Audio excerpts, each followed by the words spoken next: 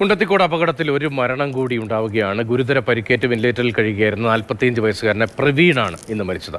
അതേസമയം വെടിക്കെട്ട് പുരയിലുണ്ടായിരുന്ന 4 പേരെ കണ്ടെത്താൻ സാധിച്ചിട്ടില്ല എന്ന് തൃശൂർ ജില്ലാ കളക്ടർ ശിഖ സുരേന്ദ്രൻ ഇന്ന് പറഞ്ഞതോടുകൂടി അപകടത്തിന്റെ കൂടുതൽ ആഴം വ്യക്തമാവുകയാണ്. ഇവരെ തേടി ബന്ധുക്കൾ എത്തിയിട്ടുമുണ്ട്. 9 പേരിൽ 8 പേരുടെയും മൃതദേഹം ഇന്ന് വിട്ടുകൊടുക്കുകയും ചെയ്തു. മരണമായിട്ട് ബന്ധപ്പെട്ടിട്ട് നമുക്ക് ഇൻടാക്റ്റ് ആയിട്ടുള്ള ഡെഡ് ബോഡീസിൻ്റെ എണ്ണം എന്ന് പറയുന്നത് 9 ആണ്. അതിൻ്റെ ഉള്ളിൽ 8 പേരെ ഐഡൻറ്റിഫൈ ചെയ്തു. ആ 8 പേരെ നമ്മൾ ബന്ധുക്കൾക്ക് വിട്ടുകൊടുത്തിട്ടുണ്ട്. ഒരെണ്ണമാണ് അൺഐഡൻറ്റിഫൈഡ് ആയിട്ടുള്ളത്. അതിൻ്റെ DNA സാമ്പിൾ നമ്മൾ എടുത്തിട്ടുണ്ട്.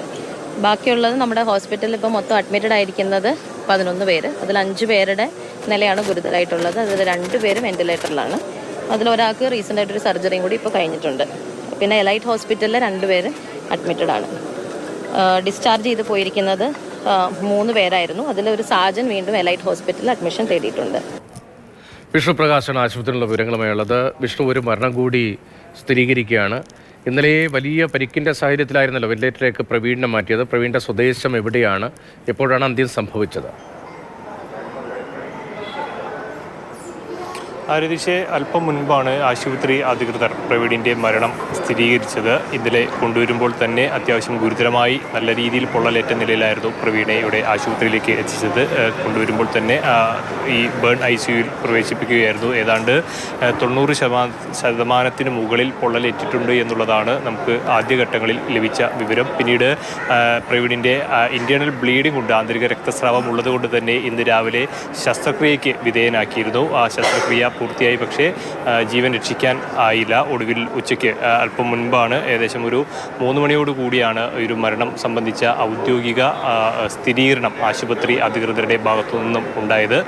അങ്ങനെ കണക്ക് കൂട്ടുമ്പോൾ നേരത്തെ 11 പേർ ചികിത്സയിലുണ്ടായിരുന്നതിൽ അത് ഈ 5 പേരിൽ പറയുന്ന ഒരു ആള് പ്രവീണായിരുന്നു. ഇനിയിപ്പോൾ അത് വീണ്ടും 5 പേർ എന്നുള്ളത് 4ആയി കുറഞ്ഞിട്ടുണ്ട്. ഇപ്പോൾ അതിൽ ഒരാൾ മാത്രമാണ് നിലവിൽ വെന്റിലേറ്ററിലുള്ളത്. അത് ഈ ഒരു മുണ്ടക്കത്തോട് അപകടത്തിൻ്റെ തിരുവമ്പാടി വിഭാഗത്തിൻ്റെ ലൈസൻസ് എടുത്തിരുന്ന സതീശൻ എന്ന വ്യക്തിയാണ്. അദ്ദേഹവും നിലവിൽ വെന്റിലേറ്ററിൽ ഇവിടെ ചികിത്സയിൽ തുടരുകയാണ്. ഇതുവരെ സംഭവിച്ച അല്ലെങ്കിൽ ഇതുവരെ കണക്കാക്കിയിട്ടുള്ളത് ഇതോടുകൂടി 10 മരണങ്ങളാണ്. അതായത് പൂർണ്ണമായ ശരീരം ലഭിച്ച മരണങ്ങളുടെ എണ്ണം എന്ന് പറയുന്നത് 10 ആണ്. ഇപ്പോൾ നിലവിൽ അതിൽ 9 മൃതദേഹങ്ങൾ തിരിച്ചറിഞ്ഞിട്ടുണ്ട്. ഇനി തിരിച്ചറിയാൻ സാധിക്കാതെയുള്ളത് ഒരു മൃതദേഹമാണ്. അതിൻ്റെ DNA സാമ്പിളുകൾ അടക്കമുള്ള വിവരങ്ങൾ ശേഖരിച്ചിട്ടുണ്ട്. ഇനി ആ DNA സാമ്പിളുകളുടെ ഫലം വരുന്നതനുസരിച്ചായിരിക്കും ആരുടേതാണ് എന്നുള്ള കാര്യം. അതേസമയം തന്നെ ഈ വെടിക്കെട്ടുപുരയിൽ ഉണ്ടായിരുന്ന 4 പേരെ കണ്ടെത്താൻ കഴിഞ്ഞിട്ടില്ല എന്ന് തൃശൂർ ജില്ലാ കളക്ടർ തന്നെ വ്യക്തമാക്കുകയാണല്ലോ. അവരുമായി ബന്ധപ്പെട്ട വിവരങ്ങൾ എന്തെല്ലാമാണ്?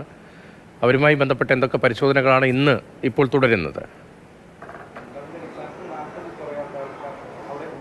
രതീഷ്, നിലവിൽ അവരെ പറ്റിയുള്ള അവരുടെ ബന്ധുക്കളായിട്ടുള്ള ആളുകൾ തന്നെയാണ് ഇങ്ങനെയുള്ള 4 പേർ മിസ്സിംഗ് ആണ്.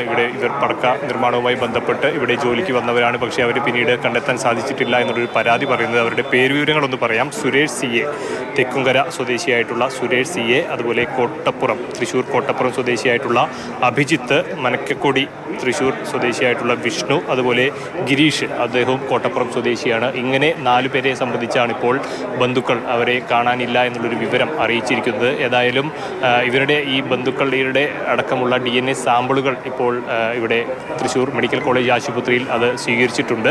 ഇനിയിപ്പോൾ ഇവിടെ ലഭിച്ചിട്ടുള്ള ഇവിടെ നിന്ന് കളക്ട് ചെയ്ത മറ്റു സാമ്പിളുകളെല്ലാം താരതമ്യപ്പെടുത്തി നോക്കും. അപ്പോൾ അങ്ങനെ ഏതെങ്കിലും തരത്തിൽ അത് മാച്ച് ആകുന്നുണ്ടോ എന്നുള്ള ഒരു വിവരമാണ് ഇനിയിപ്പോൾ വരാനുള്ളത്. ഏതായാലും ഈ പരാതിയായി നിലവിൽ വന്നിട്ടുള്ളത് ഈ 4 പേരുടെ പേരുവിവരങ്ങൾ മാത്രമാണ്. ബാക്കി ഏതാനും 10ഓളം ഇപ്പോൾ ഈ വെടിക്കെട്ടുപുരയിൽ ഉണ്ടായിരുന്ന 40 പേരാണ്. അവർക്ക് ഭക്ഷണം എത്തിച്ചു എന്ന് ഓട്ടോ ഡ്രൈവർ പറയുന്നുണ്ട്.